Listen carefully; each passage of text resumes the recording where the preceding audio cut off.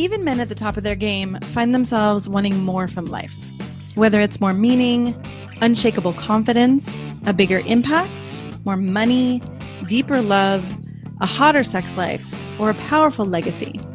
Find out how good your life can be on this episode of Man Alive.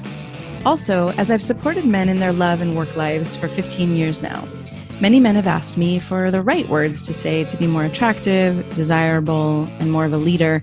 And I've found it's not so simple as giving scripts or lines. Because at the root of a connected and affectionate relationship and being more effective and inspiring at work is your ability to influence others. But most often, influence is not gained or lost with words. It's from what I call the invisible factors.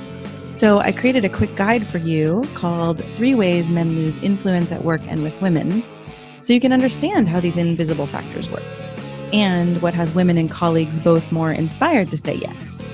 I think you're also going to be surprised to find out the moment when your influence actually begins. So grab the guide for free at shanajamescoaching.com/3ways. That's shanajamescoaching.com/3 and the word ways, WAYS. Or you can text ALIVE to 44144.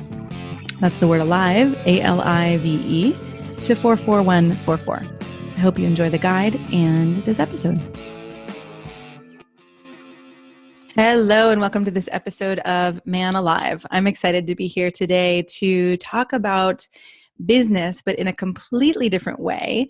My guest, Brian Robertson, is the founder of Holacracy, and we're going to talk about a complete replacement of the management hierarchy. Welcome, Brian. Thanks, Shana.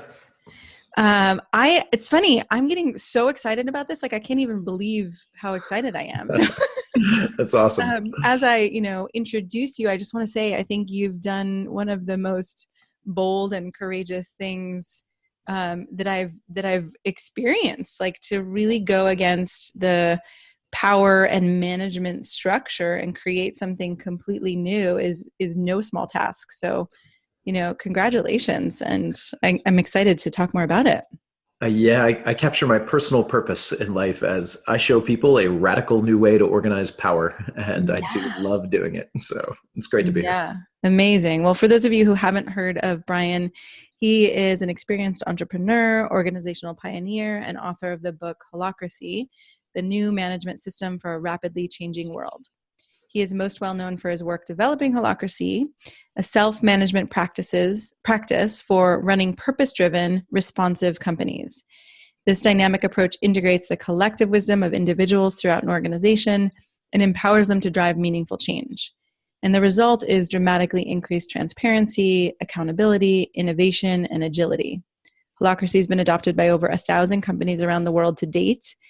And wow, I mean, really, you created the first, what you were calling like the first complete replacement for management where power rests in the CEO or where there's this management hierarchy. So I think what I first want to know is, how are you courageous enough to tackle this beast, It's huge. Yeah. Well, I never set out to do it. I think that's the secret, right? I mean, that sounds daunting, but I didn't. I just had this burning sense that there's got to be a better way to run a company.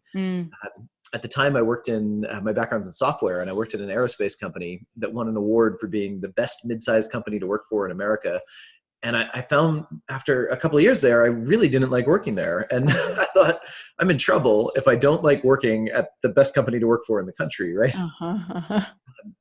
But I never set out to remove management. I just set out to find ways to unleash human consciousness better. I wanted to make sure that anyone who sensed anything that could be better in the system had a way to drive change. And what I had experienced in the management hierarchy was, no matter how great the culture and benefits and all of that kind of side stuff was, the politics, the bureaucracy, and all of the stuff that got in the way of actually using our power and driving change drove me nuts. Yeah. And what I found, it was an accident of removing managers. It was the more I found better processes for clarifying who makes which decisions and for allowing people to drive change to the structure, they started doing the work that we typically have managers doing. So it was almost a surprise to me when I ended up with a system and I realized this is management without managers. You have the functions of management, but you don't need to centralize the power to do that in managers. You just need the function. And if you create processes that hold that function better and let more people contribute to that function, ultimately you obsolete managers. So It was never an attempt to remove them or get rid of that. It was an attempt to find better ways. Well, and yet you talk about how, it's not that Holacracy doesn't have structure. Maybe it even has more structure than other companies, but it's just different. Like it's decentralized or not hierarchical, it sounds like. Yeah, that's one of the biggest misconceptions when, I tell people that my work is about bringing a framework in place to organize with no management hierarchy. They often think that means no structure. And like you said, it's more structured, not less, than a management hierarchy. But the difference is we get to the structure differently. And instead of asking a manager to create structure, which is what we want good managers to do, right? We don't want them to micromanage. We want them to create clarity on who owns what, who does what are the responsibilities, what are the expectations, and then leave people empowered to do their job. But most managers don't do that well. And if they do, they get promoted and replaced by somebody else who doesn't do it that well, right? Interesting. So yeah, it's the result with Holacracy is everyone gets involved in doing that work instead of centralizing it in a manager. There's a process on every team that's used for structuring the expectations and boundaries in the team. So at the end of the day, you have more structure, but it's not the bureaucratic, limiting, obnoxious structure. It's the kind that comes from a team learning together what we actually need to count on each other for, and who's going to own what and who's going to lead what. Yeah. Useful structure, dynamic structure. So, okay. So how do you set it up? Like, for those who haven't heard of Holacracy, what's the umbrella view that gives people a sense of what this actually is? Yeah. So Holacracy is a role-based system. And by that, I mean, it breaks down work into discrete roles. And a role is not like somebody's job description. It's one specific function. So I fill 20 some roles in my company in multiple teams. And that's not uncommon to see people filling lots of roles in many parts of the company. And each role has its own little purpose to pursue. It has some expectations, and it has authority to lead its area. And the whole system of Holacracy, the framework, is designed to help clarify and evolve over time. What are the roles each team needs? What expectations need to be on them? And what authority do those roles need to have? So whoever is in that role can really lead it. They're like the CEO of that role, right? So it's a decentralized way of running things. Everyone is kind of like the CEO of their little role. It's their domain. The burden of leadership is on them in their role. Yeah.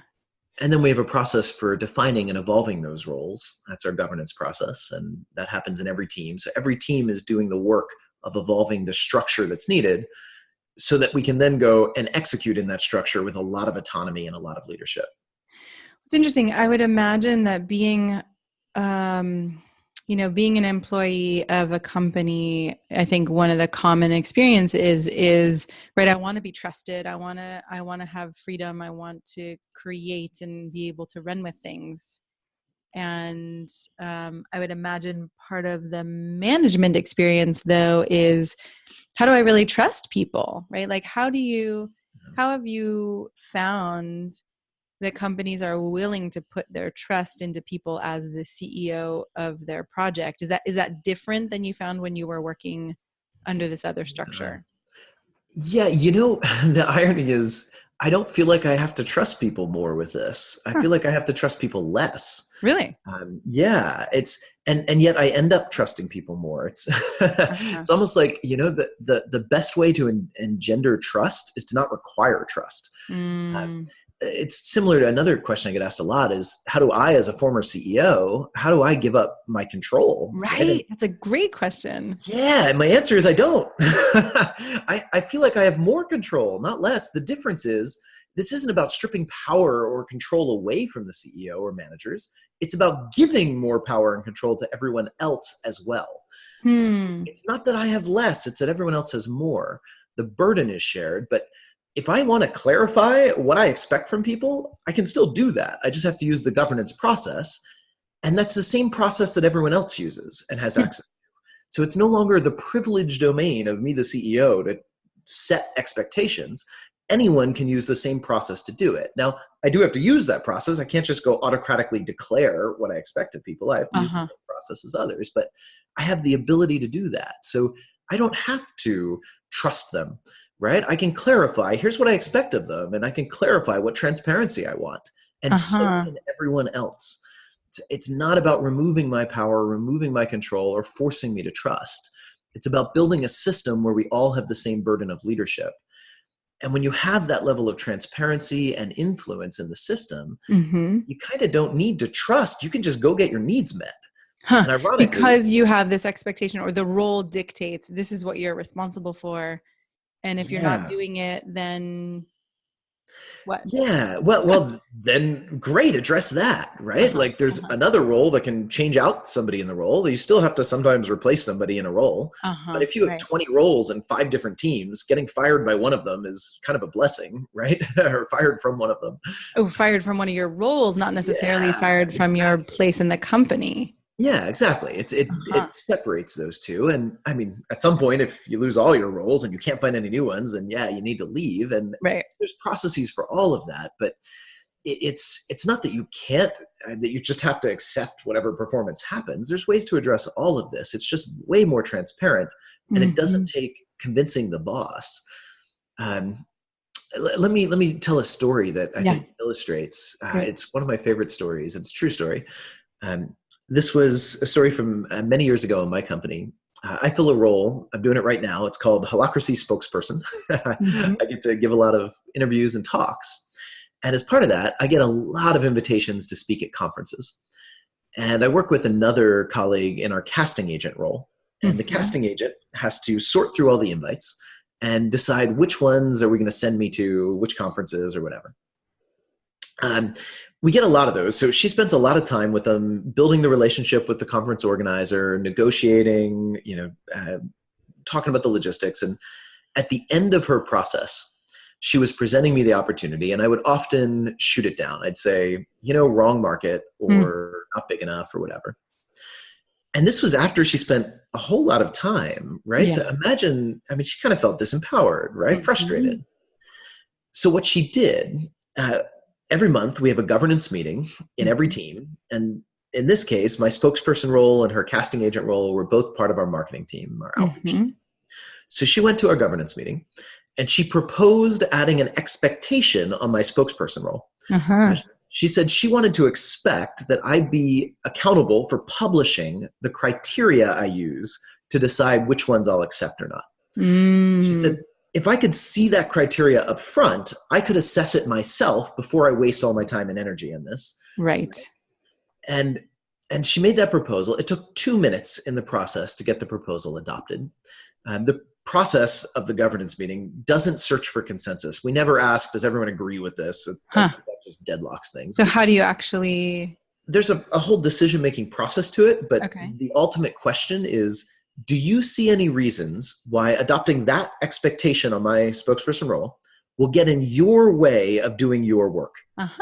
That's what we care about. It's not, do you like it? Do you agree with it? Do you feel good about it? It's, will it get in the way of you doing your work? That's a powerful, clarifying question. It is. And if the answer to that is no, don't get in that person's way of getting what they need for their work. Right? The proposal is adopted by default unless somebody can give a clear argument for why it gets in their way of doing their work. And that doesn't shoot it down. That just gives us a puzzle to solve together, right? How do we meet both needs?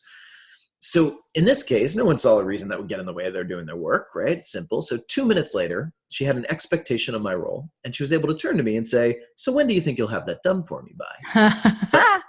The funny footnote of that story, she's our newest hire right out of college. Wow. And I'm the founder of the company and a seasoned CEO. And in what companies do you know where the newest hire right out of college in 2 minutes can add an expectation on the founder and then turn to him and say, when will you have that done for me? Right. I mean, that's phenomenal. Yeah. And it really shows, I think, that the beauty of this system. It's not about the politics and the status. It's about the purposes we're trying to serve here and what we need to get the work done. And it cuts through all that other crap. And the roles and the expectations become this living, evolving thing based on those what we're actually learning together, we need to get our work done more effectively. Mm-hmm. And it's Mm-hmm. deeply empowering. Think of how empowered she felt compared to what she would have had to do to get that change in a traditional structure. Right. I mean, and so as I was listening to a webinar you did on holacracy, you said something like, real empowerment requires boundaries, structures, rules, clarity, and constraints.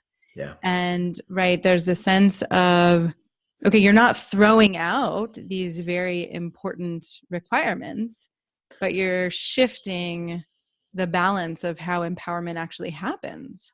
Yeah. If you just go to your team tomorrow, if you're a manager and you say, congratulations, you're all empowered, right? You don't get empowerment. You get confusion. Mm-hmm. You get people that know there's something they shouldn't do and they don't know what it is. So they're going to try to find the boundaries and the lines. And if people don't know what those are, if you don't know the limits of your freedom, you don't know your freedom, right? If you don't know what you can just go autocratically do without talking to anyone, then you don't have true empowerment.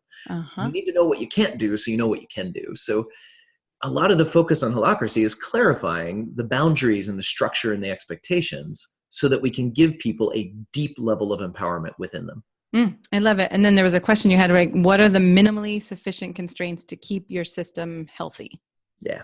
And that's not something you can even figure out up front. It's something you have to learn over time, right? And that's the point of the governance process. If you try to define all that up front, you get bureaucracy. You don't get clear, clean, minimally sufficient structure. So you got to let it evolve. You might define a little up front, but most of it comes over time by learning together. And that's how you get that seems to me, that's a very, there's a trusting of that process. Yeah, totally. And what I love about that, when you have that in place, I see so many companies today that are trying to be progressive and people-oriented. They end up losing the sense of power and ownership of power, and that everyone defers everything to group meetings and to consensus. And,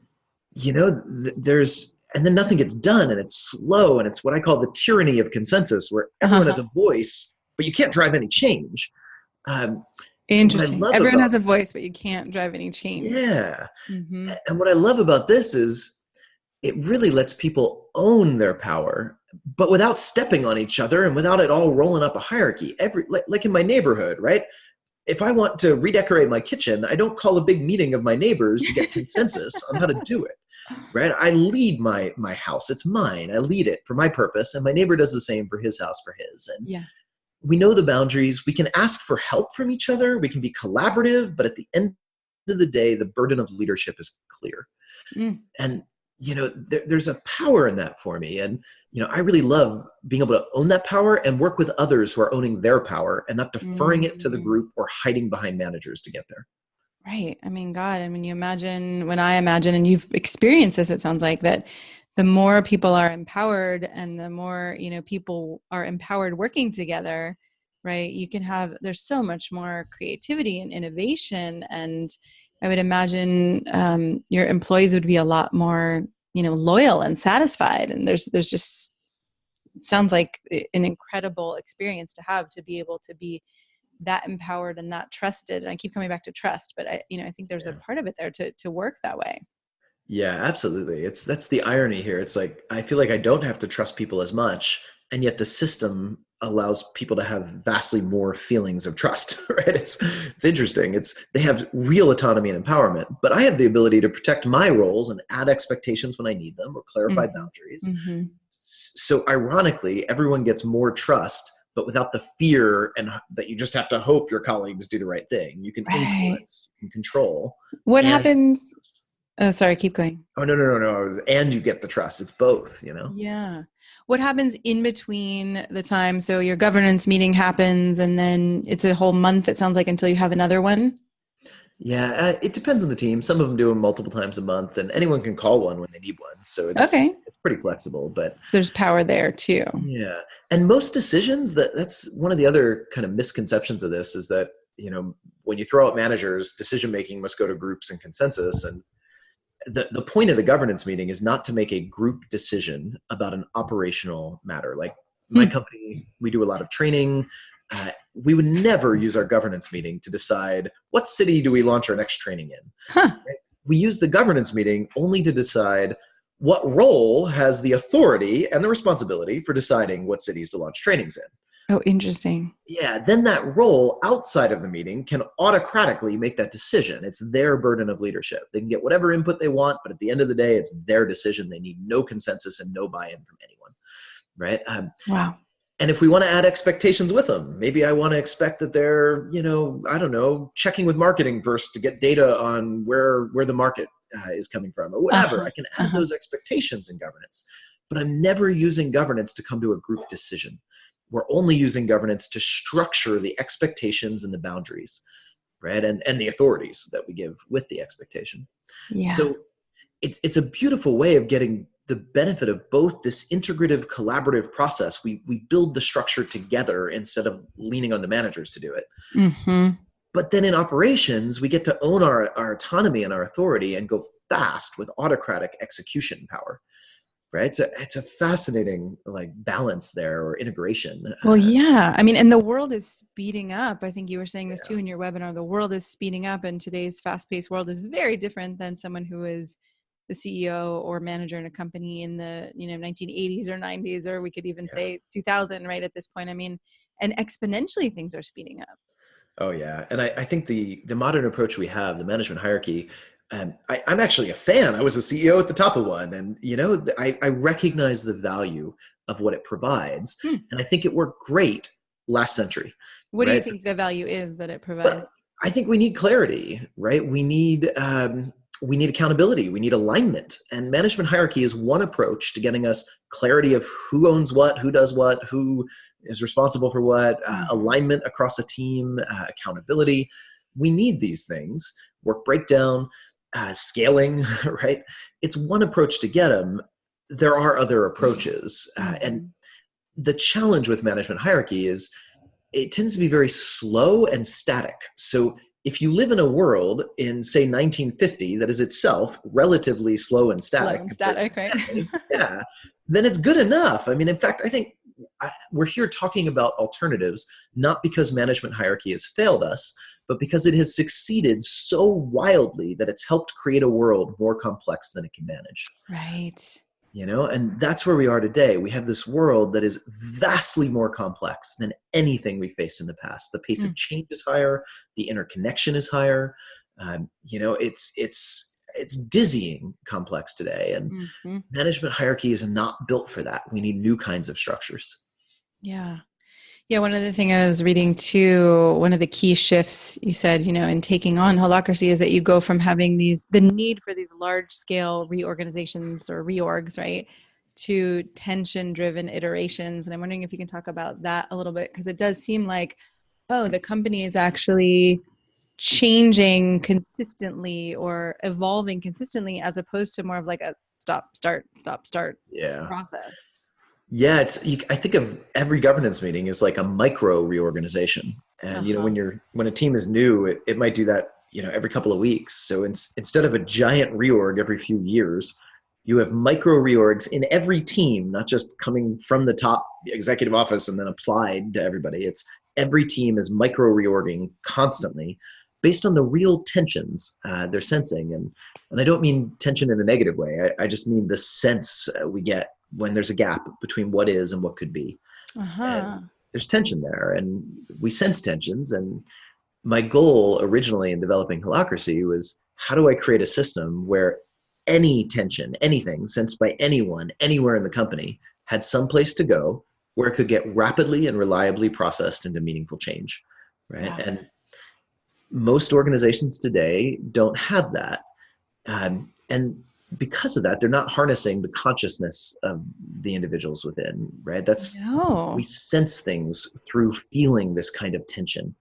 And if we can't drive change with it, then we're wasting our consciousness. I love that, right? You said in the beginning, you didn't go about trying to create this. You were trying to evolve consciousness. And the fact that it goes back to a way to drive or to create meaningful change, I mean, that just feels, it feels so important, right? And it seems like you've really addressed one of the main issues or problems or tensions that so many companies are facing.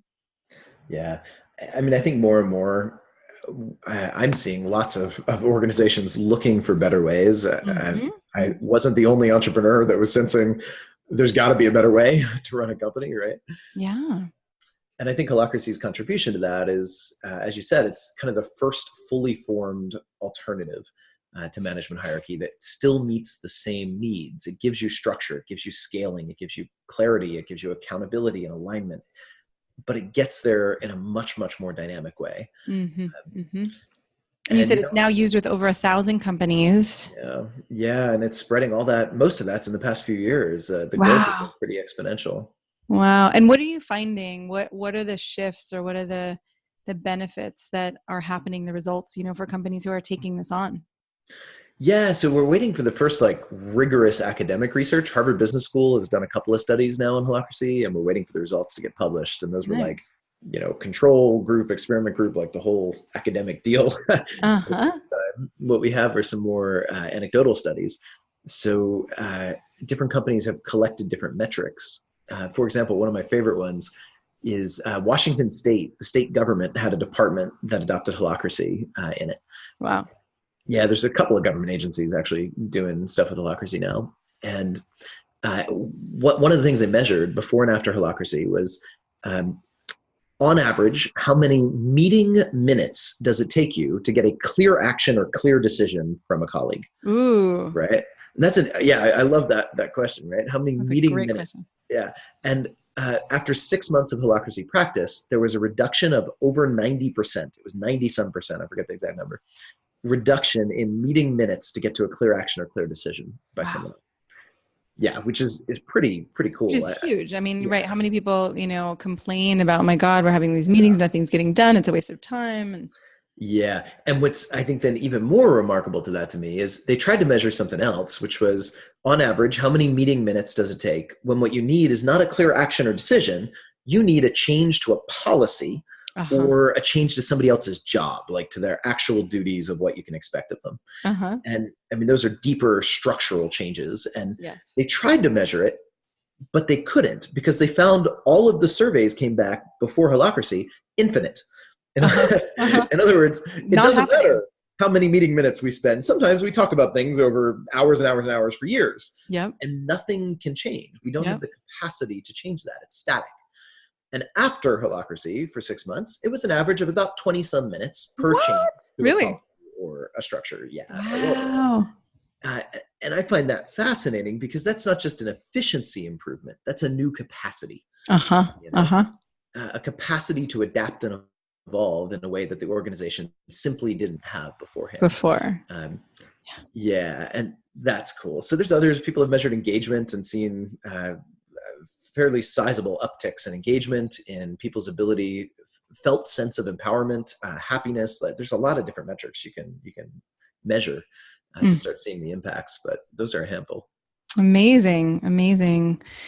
Well, thank you. I mean, I just feel it's funny. I mean, I work for myself, so I don't necessarily engage in corporate structure in this way, but as I was reading about it and hearing about it, it feels thrilling to me.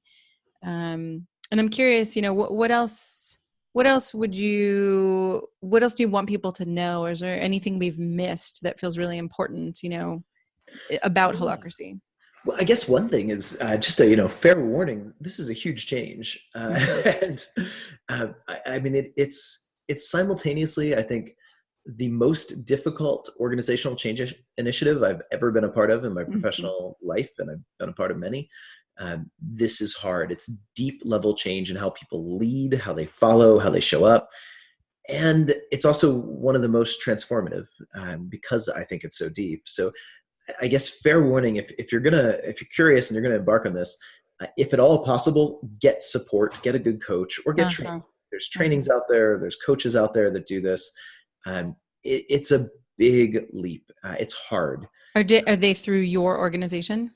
Not just mine. We have a whole network now of coaches we do the kind of licensing and certification to ensure quality, but there are coaches all over the world now that do this. You can find a list of them on our website, holacracy.org. Great. But there's lots of coaches out there. There's firms, there's independent coaches, there's trainings. there's lots of ways to get more experience with this, but don't underestimate the challenge. It is a big challenge. And the reward is there, but it's a big challenge. Yeah. Yeah. That makes a lot of sense, right? Completely shifting the power structure, the management, the hierarchy structure. So thank you so much. And you said people can find more information on holacracy.com. Holacracy.org. Holacracy.org. Okay, great. And you wrote a book as well, so they can find your book. Yep, absolutely. Great. Any last words of wisdom or inspiration? I personally feel really excited just to see this conversation happening, right? It was, 10 years ago, I saw almost no conversation happening around alternate ways to structure. And whether it's holacracy or something else, I'm just happy that people are now consciously considering what structures are fits for where we are in the world today for their organizations. So I encourage everyone to just dive into the conversation, whether you pursue holacracy or not. There's a whole world now. This conversation is happening, and there are books and there's dialogue, and it's a really exciting space. It's exciting, and you're, definitely a visionary, in some ways ahead of your time, but I'm glad the world is catching up to you. So thank you for doing this and for the courage to challenge, the ways that have been set almost in stone for a long time, and for being such an inspiration. Yeah. Thanks, Shanna, for having me. This is a lot of fun. I'm so glad you joined us for today's episode of Man Alive. I hope it gives you a sense of what's possible and how good your life can be. If you like what you heard, I'd be so grateful for you to subscribe to Man Alive and write a quick review that helps men like you find us. And again, head over to shanajamescoaching.com/manalive to get outtakes, videos, and raw footage I only share there. These are some of the most interesting parts of these expert conversations. You can also grab your copy of The Unknown Power to accelerate your career and solidify your confidence with women, because the two are related, and I know you don't have to settle for one or the other. Join us each week for a new episode of Man Alive.